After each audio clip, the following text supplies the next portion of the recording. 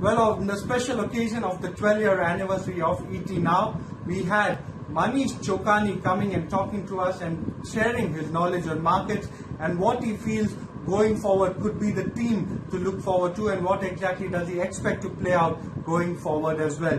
The first thing that he said, he's been quite surprised and positively surprised by the fact about how resilient the Indian retail investor has been. He clearly mentions that talking about how exactly the market comeback has been made, he's saying that a majority of the market traction and the market move can be attributed to the resilience shown by the Indian retail investor.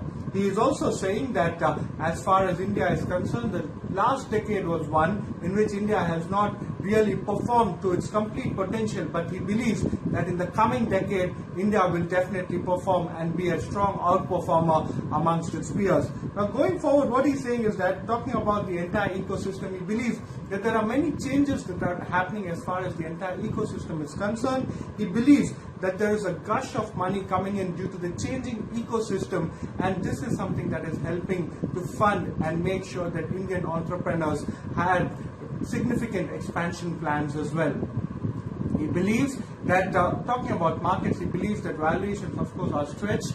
But what he is saying is that in an interest rate environment which is at very, very low rates currently, he believes that the right PE multiple after expansion is something that is quite tough to ascertain. He also says that the GSec has never really gone down below 5%, so markets typically have tended to top out near the 20 times price to earnings multiple historically. But now he believes that the entire environment has changed.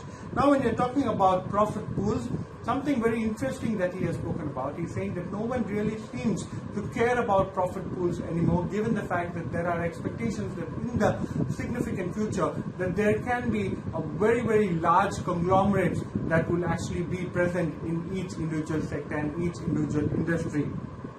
He's saying that overall we are looking at a Japanification of the world where very, very low interest rates are prevalent. He also exuded quite a bit of disappointment by the fact about how countries like USA are actually manipulating interest rates by holding it and printing excessive money. He's also saying that one of the biggest dilemmas for him is the profit pool currently.